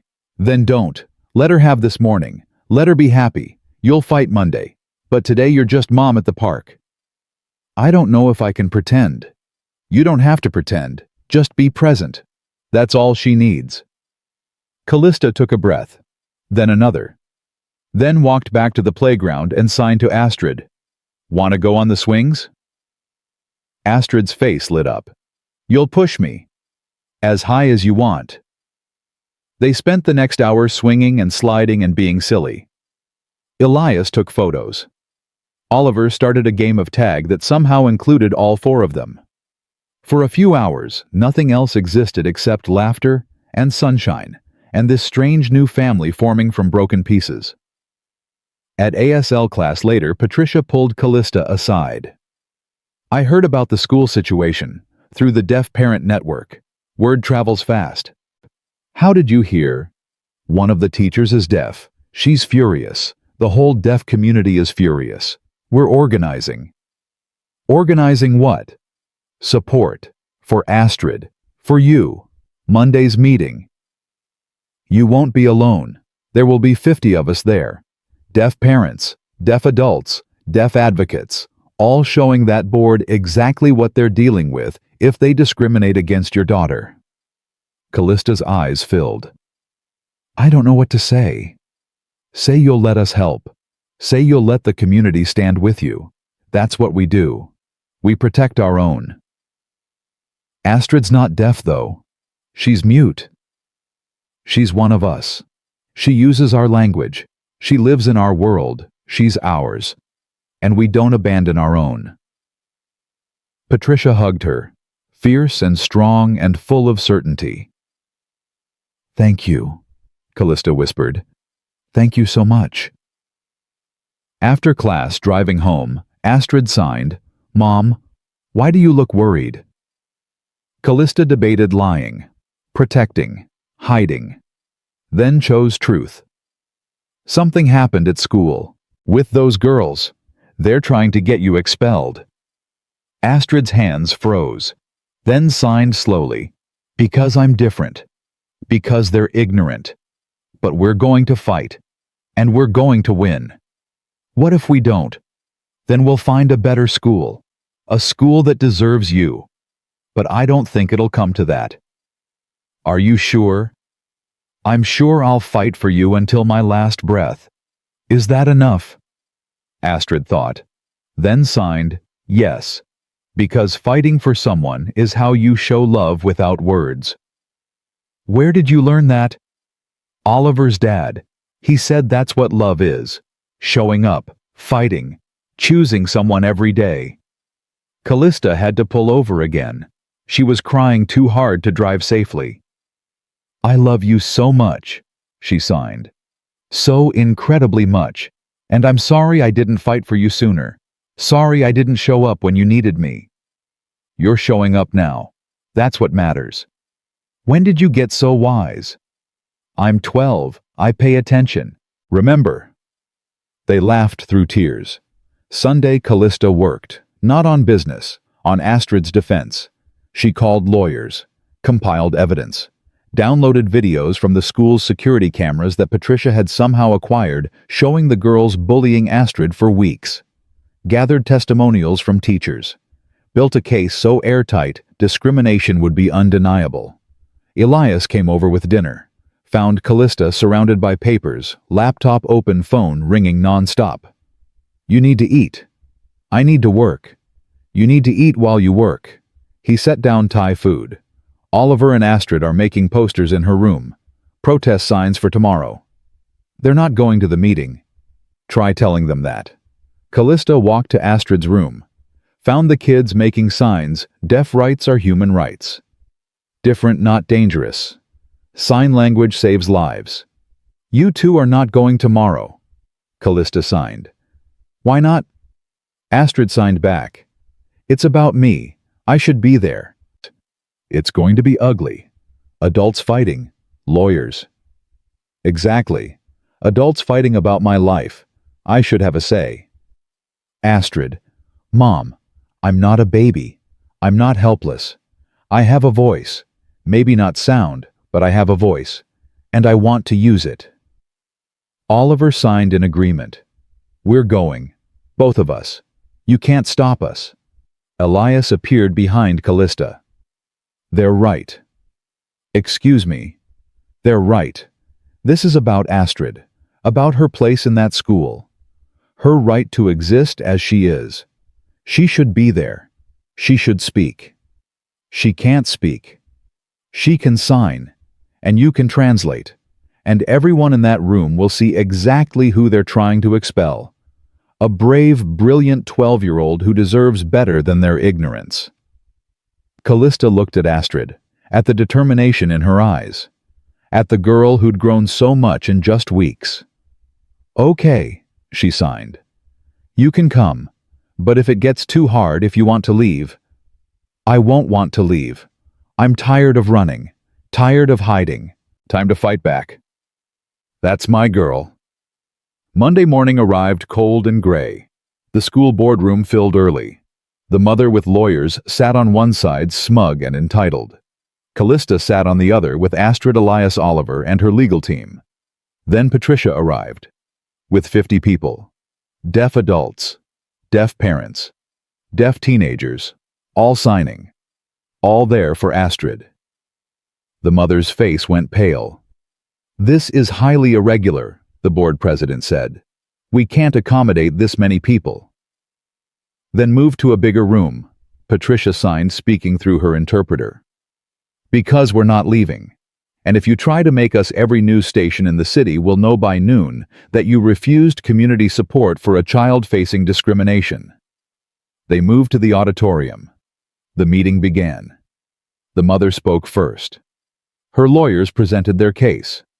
Astrid was dangerous, unpredictable, special needs beyond the school's capacity. A liability. She pushed my daughter, the mother said. Violently, without warning. Who knows what she'll do next? Then Callista stood. Her lawyers played the security footage. Weeks of bullying. Girls mocking Astrid's silence, tearing up her notes, cornering her. The final confrontation showed clearly Astrid defending herself against 3 girls, one small push completely justified. My daughter, Callista, said, her voice steady and cold, defended herself against months of harassment. If anything, this school failed to protect her, failed to stop the real violence bullying. The deaf community applauded, hands waving.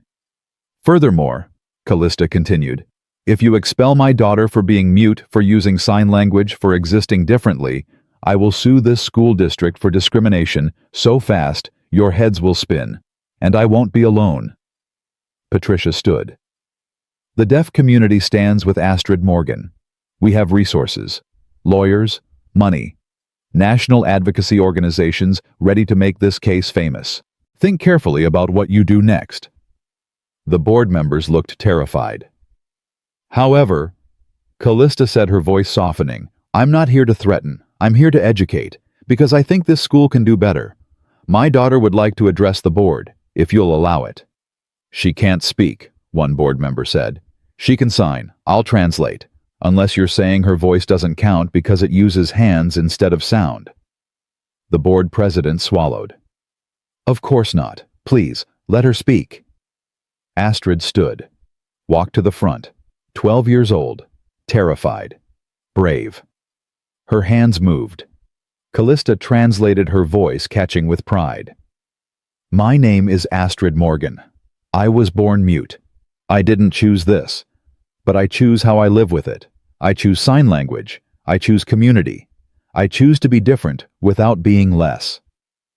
The room was silent. For 8 years, I watched my mom try to fix me, try to make me fit into a hearing world. It hurt, because I'm not broken.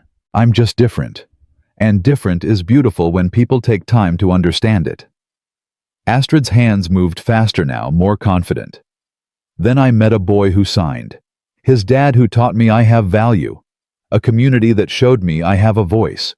And for the first time, I felt like I belonged. Like I mattered. Like my silence was just another way of speaking. Tears streamed down faces in the audience. The girls who bullied me don't understand. They think silence means weakness. But I'm not weak. I'm strong. Strong enough to defend myself. Strong enough to stand here. Strong enough to ask you, please don't punish me for being different. Punish the cruelty. Punish the bullying. Punish the ignorance that makes people think different means dangerous. She paused, then signed the final words. I belong here.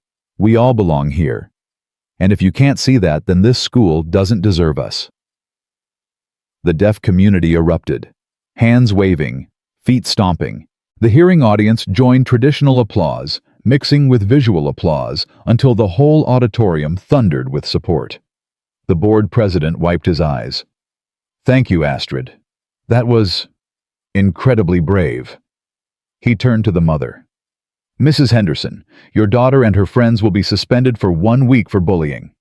They'll attend mandatory sensitivity training. And if there's any further harassment of Astrid or any student with disabilities, they'll be expelled. Is that clear? The mother's mouth fell open. But my daughter. Your daughter needs to learn that differences should be celebrated, not attacked. As do you. This meeting is adjourned. The auditorium exploded with celebration. Patricia hugged Astrid. The deaf community surrounded them, signing congratulations and welcome and love. Elias pulled Callista aside. You did it. She did it. I just translated. You gave her the courage, the community, the language. This doesn't happen without you changing. This doesn't happen without you. Without that Saturday morning in the cafe. Without you showing me there was another way. They stood there, hands almost touching, wanting to kiss, but surrounded by too many people. Oliver ran over. Can we celebrate? Please, ice cream, anything.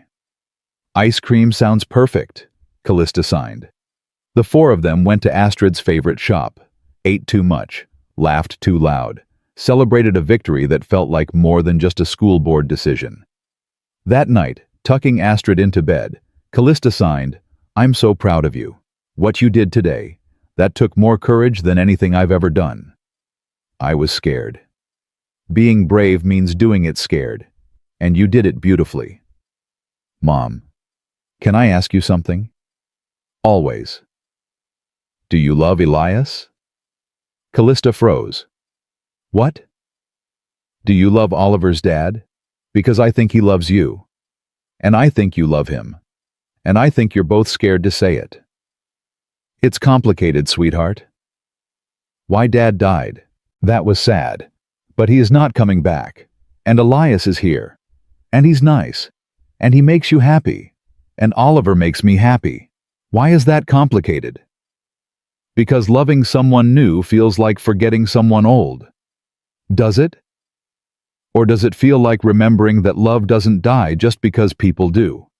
That maybe Dad loved you enough to want you to be happy even after he's gone? Callista stared at her daughter. How are you 12? I pay attention. Remember, I love you so much. I love you too. Now go call Elias. Tell him how you feel. Be brave like you taught me to be. Callista laughed. When did you become the parent? About 10 minutes ago, when I realized you needed the same advice you always give me. After Astrid fell asleep, Callista stood on her balcony, phone in hand. It was late. Too late to call. She called anyway. Hey, Elias answered. Everything okay? Yes, no, I don't know. Can we talk? Of course. What's wrong? Nothing's wrong. Everything's right. And that terrifies me. Because I'm falling in love with you and I don't know if I'm allowed to. If it's too soon. If David would be okay with it. If I'm betraying his memory by feeling this way about someone else. Silence. Then, can I come over? It's almost 11. I don't care. Can I come over? Yes. He arrived 20 minutes later. They sat on her balcony in the cold coffee, warming their hands. Sarah's been gone 5 years, Elias said. And for 4 years and 11 months, I thought loving again would mean forgetting her, erasing her, replacing her. Then I met you, and I realized love doesn't replace. It adds, it builds, it grows. He set down his coffee, took Callista's hands. Sarah will always be Oliver's mom, always be my first love, always be part of who I am. But that doesn't mean there's no room for you. Doesn't mean my heart stopped having capacity when she died. It just means I have more stories now, more chapters, and you're the beginning of something beautiful. I don't know how to do this, Callista whispered. Neither do I. But maybe that's okay. Maybe we figure it out together, one day at a time, one sign at a time, one moment of bravery at a time. What if I mess this up? Then we'll fix it. What if you don't? What if this actually works? Then we'll have everything we thought we'd lost. Connection, family, love, a future. Callista looked at their joined hands, saw David's ring still on her finger, saw the life she'd built and the life waiting to be built. I'm not ready to take off my ring yet. I'm not asking you to. Take it off when you're ready, or never. It doesn't change how I feel. How do you feel? I'm in love with you, Callista. Completely. Terrifyingly. Hopefully. I'm in love with you too. The words hung in the night air. True. Scary. Right. Elias pulled her close, kissed her, soft and careful and full of promise. When they pulled apart, both were crying. This is really happening, Callista said. This is really happening. Our kids planned this. Of course they did. They're smarter than us. They laughed and held each other and let the future begin. 3 months passed like breathing. Natural, essential, terrifying in how right it felt. Callista and Elias didn't rush. They had coffee dates while the kids were at school, family dinners on Wednesdays, Saturday ASL classes that felt less like learning and more like coming home. They held hands in public, kissed goodnight on doorsteps, built something slow and solid and real. The inclusive design project launched with Astrid's drawings as the foundation. Callista hired 3 deaf architects, integrated sign language into company meetings, installed visual alert systems throughout her office building. The business world watched skeptical at first, then intrigued as the project gained momentum. "You're changing the industry," Jennifer said one afternoon, reviewing quarterly reports. "6 major developers have called asking about our accessibility protocols.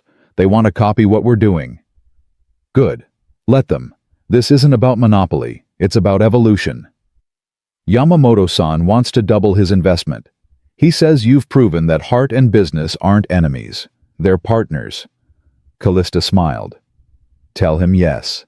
And tell him thank you for believing when I didn't believe in myself." That evening, Elias cooked dinner at his place. Oliver and Astrid were inseparable, now finishing each other's signs, sharing inside jokes, being the siblings neither had known they needed. "Mom," Astrid signed during dessert. "Can I ask you something serious?" "Of course." "Are you and Elias going to get married?" Callista choked on her coffee.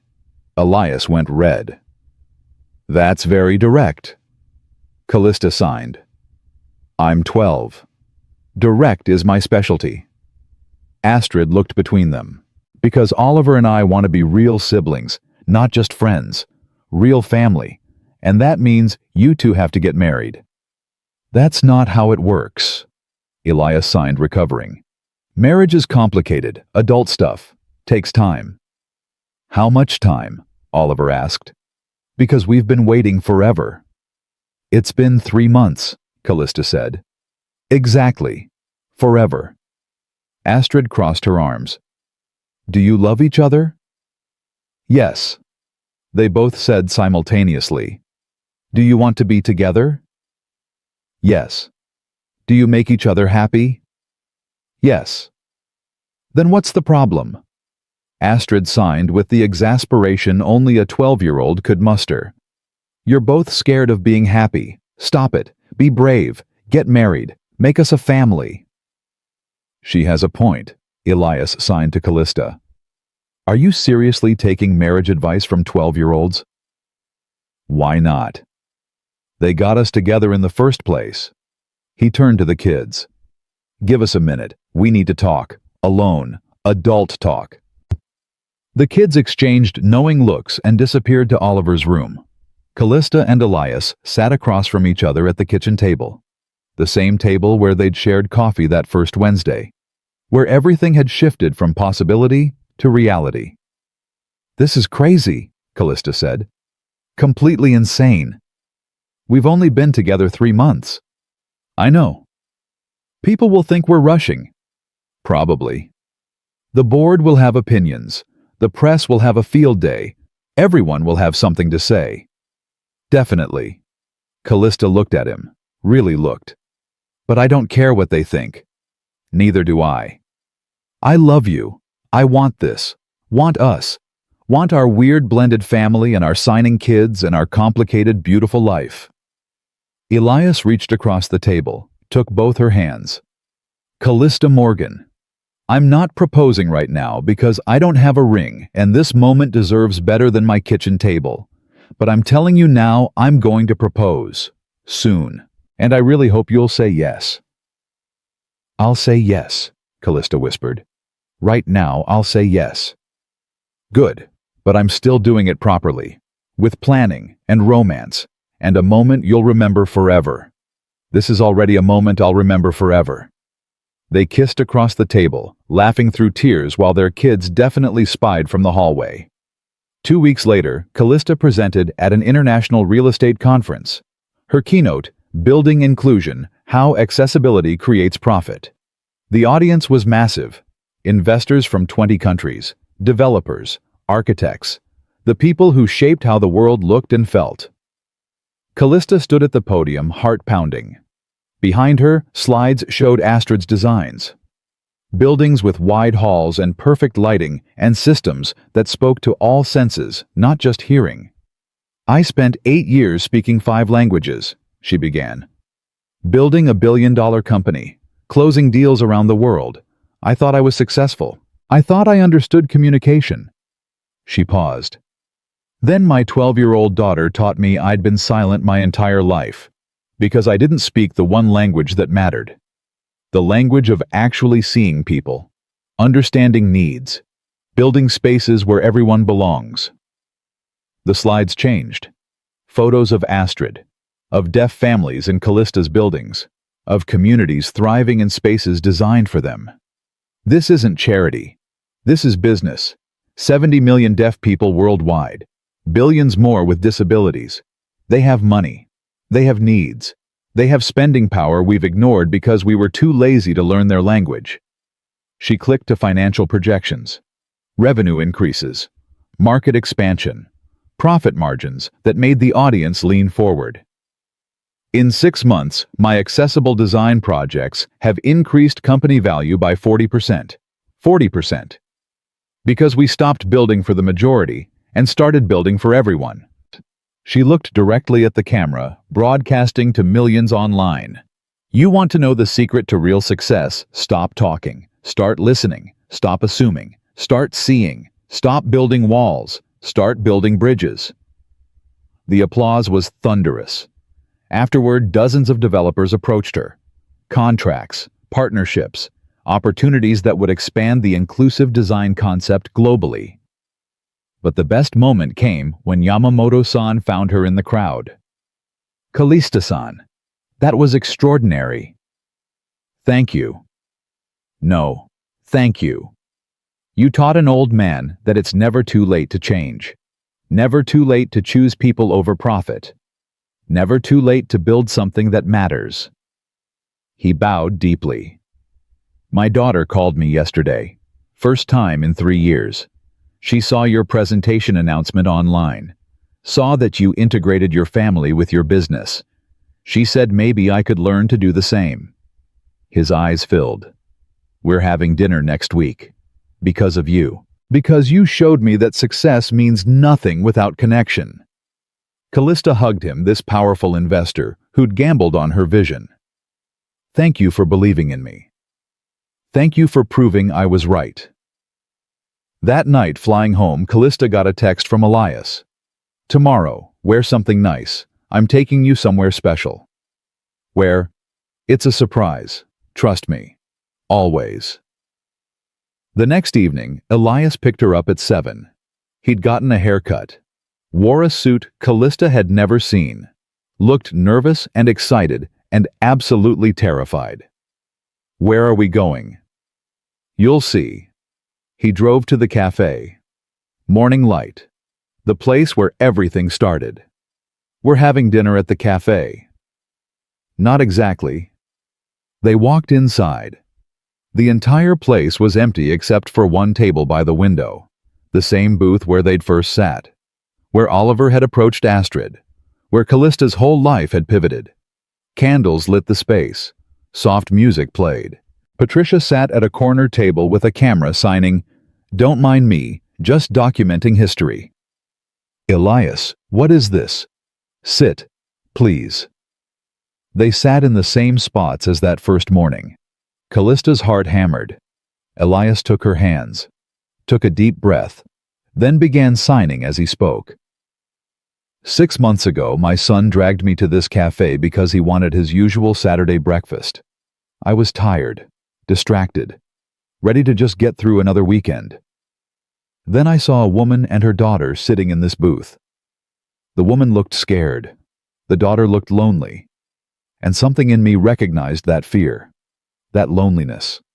He squeezed her hands. "So I let Oliver talk to the girl, and I talked to you. And in that 5-minute conversation, I felt something I hadn't felt in 5 years.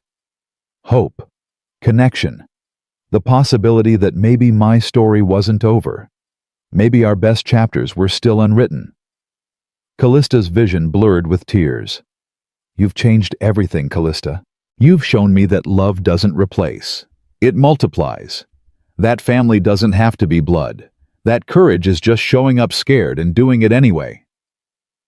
Elias stood, pulled out a small box, got down on one knee. "So I'm showing up. Scared, hopeful, completely in love with you. Will you marry me? He opened the box. The ring was simple, beautiful, perfect. Callista looked at the ring, at Elias, at Patricia filming with tears streaming down her face.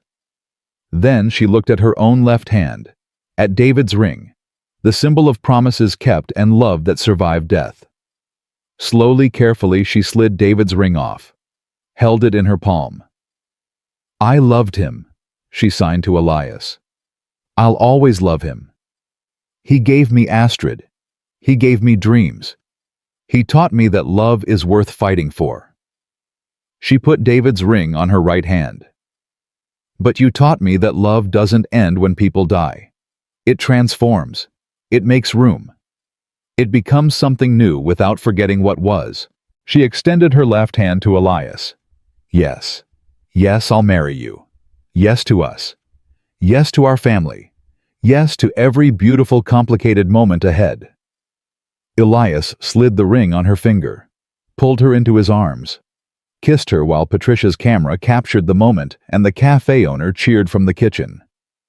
When they pulled apart, both crying, both laughing. Callista signed, "Did you plan this entire thing?" The kids helped. They picked the place, said it had to be here, where it all started. Where are they now? Oliver's place, with a babysitter, probably not sleeping, definitely waiting to hear how this went. Let's go tell them. They arrived to find the kids definitely not sleeping. Both in pajamas, sitting at the kitchen table with a deck of cards spread out, pretending they hadn't been anxiously waiting. So, Astrid signed casually. How was dinner? Callista held up her left hand, showed the ring. Astrid screamed, actually vocalized a sound so rare and pure that everyone froze. Then she was hugging Callista, tears streaming, signing, really, really, really, really, really. Oliver tackled Elias. You did it. You actually did it. I told you she'd say yes. You were right. About everything. The four of them stood in the kitchen holding each other, crying and laughing, and becoming something new. Not replacing what was lost. Adding to it. Building on it. Creating family from love and choice and courage. The wedding happened 3 months later. Small ceremony. Just close friends. The deaf community. Callista's executive team. Yamamoto-san, who flew in from Tokyo specifically for this moment. Patricia officiated signing and speaking simultaneously. Astrid stood as Callista's maid of honor. Oliver as Elias's best man. The vows were signed and spoken a language that included everyone watching. I promise to show up, Callista signed to Elias. To choose you every day. To build a life where love multiplies instead of divides. To be brave when I'm scared. To see you when words fail. I promise to listen, Elias signed back. To choose you every morning. To build a home where silence speaks louder than sound. To stand beside you when the world gets loud. To love you in every language we know and every one we learn together. They kissed as married people. The audience applauded, hearing and silent applause mixing in perfect harmony. At the reception, Astrid pulled Callista aside. Mom, I need to tell you something. What's wrong? Nothing's wrong, everything's right. But I want to say this now before I'm too nervous. Astrid took a breath, signed, Thank you for learning my language. Thank you for finally seeing me. Thank you for showing me that different isn't broken. That silence can be powerful, that I matter. You've always mattered. I know. But I didn't feel it until you learned to say it my way, until you stopped trying to fix me and started trying to understand me. Callista pulled her daughter close. You saved me, you know. You and your patience and your perfect squares and your beautiful drawings. You saved me from a life where I'd won everything that didn't matter and lost everything that did. We saved each other. Astrid signed. That's what families do. Years passed, the kind of years that feel both instant and eternal. Astrid grew into a confident teenager. She became a mentor to deaf children, started a non-profit pairing deaf kids with hearing kids for art projects. Her designs appeared in architecture magazines. She won awards. She thrived. Oliver discovered a passion for documentary filmmaking. His senior project, a film about his dad learning to love again after loss. It won state competitions, got him into film school, made everyone who watched it cry. Callista's company expanded globally. The inclusive design became the standard, not the exception. She spoke at conferences worldwide, always signing. As she spoke, always bringing Astrid's original drawings, always crediting her daughter for teaching her to see. Elias continued teaching. His art classes became famous. Parents drove from across the state to enroll their kids. He published a book, Teaching Through Silence: How Art Speaks Every Language. It became required reading in education programs, and on Saturdays they still went to ASL class. Not because they needed to learn anymore, but because community mattered, because showing up mattered, because the place where they'd begun should always be honored. The night before Astrid's high school graduation, Callista found her daughter sitting on the balcony where she and Elias had first confessed their love. "Nervous about tomorrow?" Callista signed, sitting beside her. "A little. I'm giving the valedictorian speech. In ASL. The school's never had a signing valedictorian before. They're lucky to have you breaking barriers. You taught me how. By breaking your own barriers. By choosing to change when change was terrifying. What are you going to say tomorrow?" Astrid smiled. "That's a surprise. But I want you to know something before I say it publicly." "What?"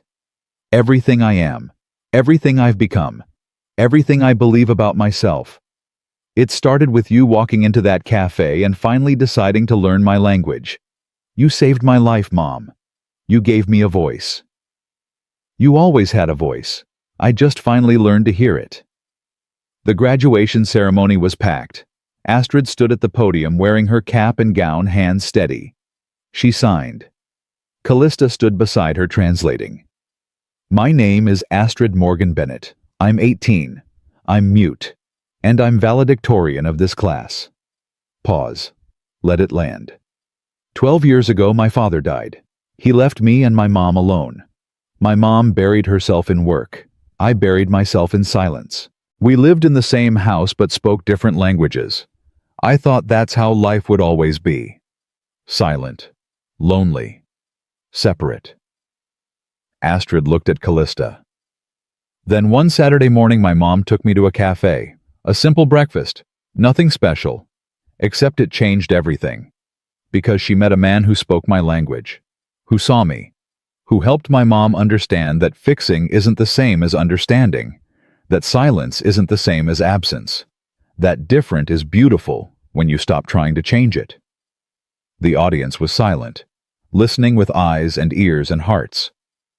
My mom spent 8 years trying to learn sign language from apps and books. She failed. Not because she wasn't smart, but because learning a language isn't about memorizing words. It's about understanding worlds, about seeing people, about choosing connection over comfort. Astrid's hands moved faster now, confident. So Mom stopped reading books. She joined community. She showed up every Saturday. She made mistakes. She looked silly. She fumbled and failed and kept trying anyway. And slowly she learned. Not just signs, but seeing. Not just words, but wisdom. She paused. Looked at Callista with eyes full of love. "The woman who taught me I have a voice never heard me speak. She taught me through showing up, through fighting for me, through choosing me every single day, even when it cost her everything. She taught me that communication isn't sound, it's connection, that love isn't words, it's presence, that family isn't blood, it's choice." The audience was crying now, hearing and deaf all unified in emotion. So, to everyone graduating today, I want to say this. Learn the languages that matter. Not just Spanish or French or Mandarin, but the language of seeing people, of understanding differences, of building bridges instead of walls. Learn to communicate with hands and hearts and presence. Learn that success means nothing if you're successful alone. Astrid looked across the audience, at Callista, at Elias, at Oliver, at Patricia, and the whole deaf community that had embraced her. We spend our lives learning to talk. Maybe we should spend more time learning to listen, learning to see, learning to connect without words, learning that real communication begins where sound ends. She finished signing, stepped back from the podium. The applause started. Hearing people clapping, deaf people waving hands. The whole auditorium thundered with celebration, not for her academic achievements, for her truth, her courage, her voice. Callista watched her daughter stand there confident and whole, and absolutely radiant, and felt something settle deep in her soul. This was what David had wanted. This moment, this girl, this life full of love and language and belonging. After the ceremony, the families gathered. Callista and Elias, Astrid and Oliver, Patricia, Yamamoto-san, who'd flown in just for this, the deaf community that had become extended family. "What's next for you?" Patricia asked Astrid. "College work. Architecture school," Astrid signed. "I want to keep designing buildings that speak to everyone. That include everyone. I want to build the world Mom started building. Make it bigger, better, more beautiful." "You'll change the world," Patricia signed. "I learned from the best," Astrid signed, looking at Callista. That night, the four of them sat on the back porch of the house they'd bought together 3 years ago. The house with open floor plans and perfect lighting and visual alert systems. The house that was equally Callista's and Elias's and Astrid's and Oliver's. The house that was home. "Can you believe it's been 6 years?" Elias said. "Since that Saturday morning." "Feels like yesterday and forever ago at the same time," Callista replied. "Remember how scared you were?" Astrid signed to her mom. "Walking into that first ASL class. Terrified. I thought I'd fail, thought I'd embarrass myself." "You did fail, a lot." Astrid signed with a grin. "But you kept showing up, that's what mattered." "I had good motivation," Callista signed back. "You." Oliver stood stretching. "I'm going to bed. Big day tomorrow. Starting that internship at the documentary studio." "We're proud of you," Elias signed. "I know. Love you guys." "Love you too." They all signed back. After Oliver left, Astrid stood too. "I'm exhausted. Saving the world through valedictorian speeches is hard work." "You did beautifully," Callista signed. "Dad would be so proud." "Both dads," Astrid signed, looking at Elias. "Both dads." Elias agreed, signing with emotion thick in his movements. After Astrid went to bed, Callista and Elias sat in comfortable silence. Not the silence of things unsaid, the silence of things deeply understood. "You okay?" Elias asked. "More than okay. Grateful. Happy. Complete." "Complete. I spent so many years feeling broken. Feeling like I'd failed David, failed Astrid, failed at being enough." Callista took Elias's hand. "Then I learned the language, found the community, built the family, and I realized I wasn't broken. I was just speaking the wrong language. And now I'm fluent, in sign language, in love, in showing up, in being present, in all the languages that actually matter." They sat together, watching stars appear over the city they'd helped make more inclusive, more accessible, more human. "Thank you," Callista said softly. "For what?" "For seeing me. For teaching me. For showing me that starting over doesn't mean forgetting what came before. It means building on it, honoring it, carrying it forward into something new." "Thank you," Elias replied, "for being brave enough to walk into that cafe. Brave enough to learn. Brave enough to change. Brave enough to love again. We did it together." "We did it together," he agreed. They signed, "I love you," to each other. The simple phrase that had taken Callista years to learn. The phrase she now signed every day. To Elias. to Astrid, to Oliver, to the family they'd built from broken pieces and brave choices. Inside, Astrid sat at her desk drawing.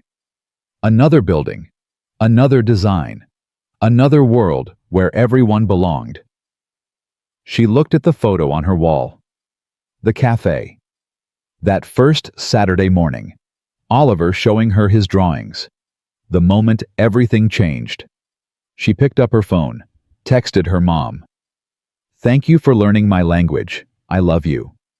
Downstairs, Callista's phone buzzed.